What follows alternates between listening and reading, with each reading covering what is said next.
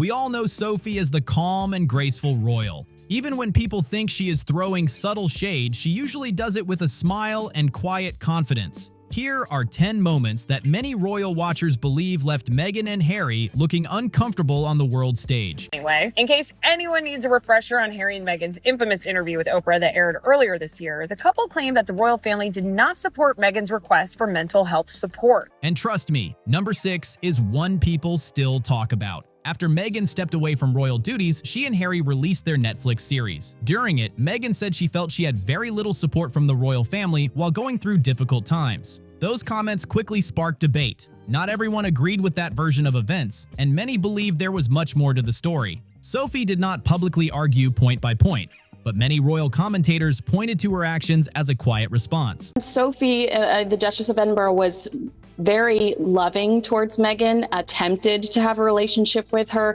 The Queen actually suggested that the two get together and that Sophie mentor Meghan, and Meghan said, "I've got Harry," and she rejected that offer. I would love to be mentored by Sophie if she's watching between meeting with foreign presidents. Like I'll send you my phone number. I think that's a great opportunity. But no, I think that she was a great role model, and it was a missed opportunity for Meghan to learn how to navigate a difficult situation.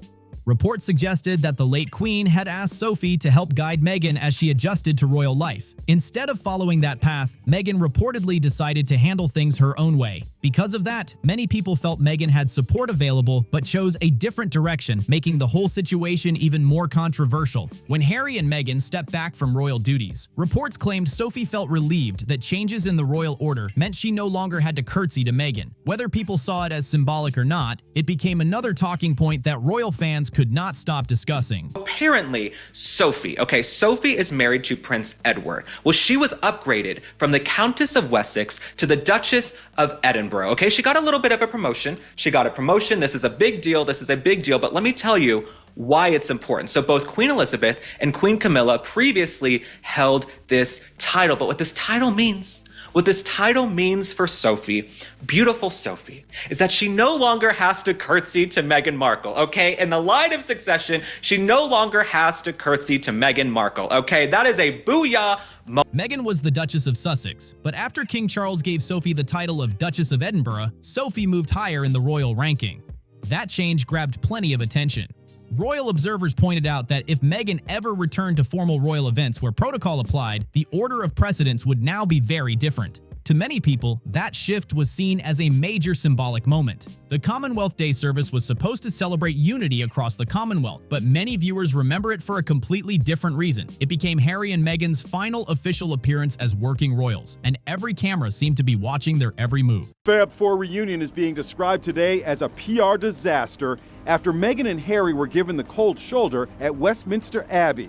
The runaway royals were also reportedly emotional and upset about the decision that barred them from walking in the Queen's procession. Harry and Meghan were seated close to Prince Edward and Princess Sophie. As everyone arrived, countless viewers focused on Sophie's serious expression. Some believed Meghan looked uneasy during the service and noticed her glancing in Sophie's direction several times. Whether intentional or not, many people felt the atmosphere looked tense and awkward. Many critics have argued that Meghan hoped to rise through the royal family, but made decisions that worked against those goals. While those debates continued in public, Sophie quietly followed a very different path inside the institution. Sophie stayed close to the late Queen and gradually became one of her most trusted family members. Speaking with The Telegraph recently, the couple joked, "Oprah who?" and "What interview?" in response to the fallout from the March TV special. Rather than seeking attention, she built a reputation through years of steady work and loyal service. Supporters often highlight that dedication as one reason she earned so much respect within the royal family, creating a contrast that royal commentators frequently compared with Meghan's experience. Prince Edward and Sophie also surprised many people with how they reacted after Harry and Meghan's Oprah interview. Instead of giving emotional responses, they answered with light humor that quickly made headlines. When asked about the interview, Sophie famously replied, "Oprah who? What interview?" That brief comment spread everywhere. While Harry and Meghan's interview included several serious allegations about their experiences, Edward and Sophie's relaxed reaction led many viewers to believe they did not see the broadcast as something that deserved a dramatic public response. Really unsung royal. You know, day in, day out, she does all these engagements that never really get much press, but absolutely make the day, the month, the year of every person she goes and speaks to. Supporters and critics debated that moment for weeks, and it became yet another chapter in the ongoing royal story. Sophie also added, "You know, if you're not into chat shows, there's no reason why you should know who she is, certainly not in this country anyway." That line quickly became one of the most talked about moments. Royal fans and commentators debated it for weeks, with many seeing it as another example of Sophie's calm but unforgettable style. During a visit to a school, Princess Sophie explained the royal family tree to students. As she talked about the monarchy and its members, some reports claimed Harry was not included in the display. Whether that was intentional or simply how the presentation was arranged, it immediately caught people's attention. Thank you very much for having me here. And at the outset, I'd like to say thank you to you and your whole team for enabling me to come. I know how much work has gone into my visit, and I really do appreciate it, and all of the different organisations that I've been able to visit today, their efforts too in welcoming me and allowing me to learn more about the situation here. Many royal watchers viewed it as symbolic, saying it made Harry appear more distant from the working royal family than ever before. According to many commentators, that became one of the biggest talking points following Harry and Meghan's departure from royal duties. It was another moment that fueled endless debate online, with supporters and critics offering completely different views on what it really meant. After Harry and Meghan stepped away from royal duties, Sophie was asked about their decision.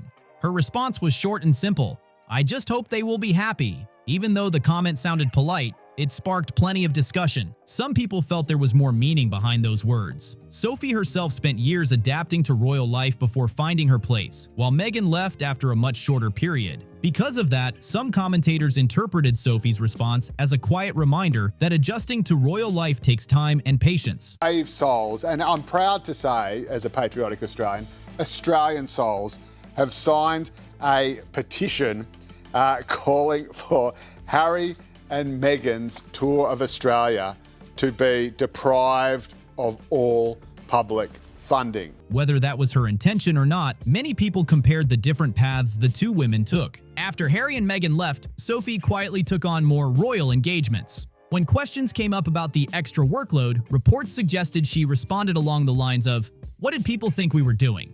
That brief remark quickly grabbed attention.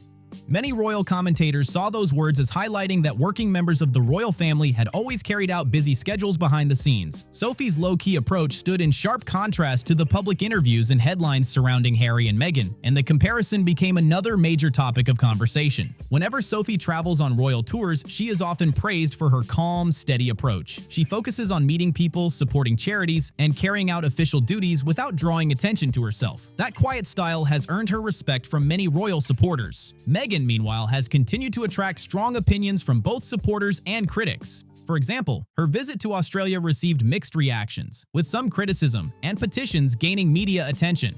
Royal commentators often compare Sophie's service-focused image with Meghan's more high-profile public presence, making the differences between them a frequent topic of discussion. While Meghan has publicly questioned aspects of royal life, Sophie has consistently shown support for the monarchy. Even during difficult periods, she continued carrying out engagements and supporting the late Queen without seeking the spotlight. Sophie once shared that the late Queen always seemed to know what she was doing, not in a controlling way, but more like a caring and attentive mother figure who stayed interested in the lives of her family. Many people saw that as another sign of the close bond and trust they shared over the years. Because of these very different approaches, royal fans often describe Sophie and Meghan as complete opposites. One is viewed as quietly loyal to the institution, while the other is seen as openly challenging parts of it. Whether people agree or disagree with those comparisons, they have kept the conversation going and made these moments some of the most discussed stories involving the royal family.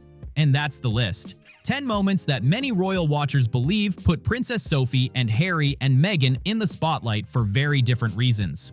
Which moment surprised you the most? Do you think any of these stories have been misunderstood, or do you believe they say a lot about what happened behind the scenes? Let us know in the comments below. If you enjoyed this video, don't forget to like, subscribe, and share it with your friends. Thanks for watching, and we'll see you in the next one.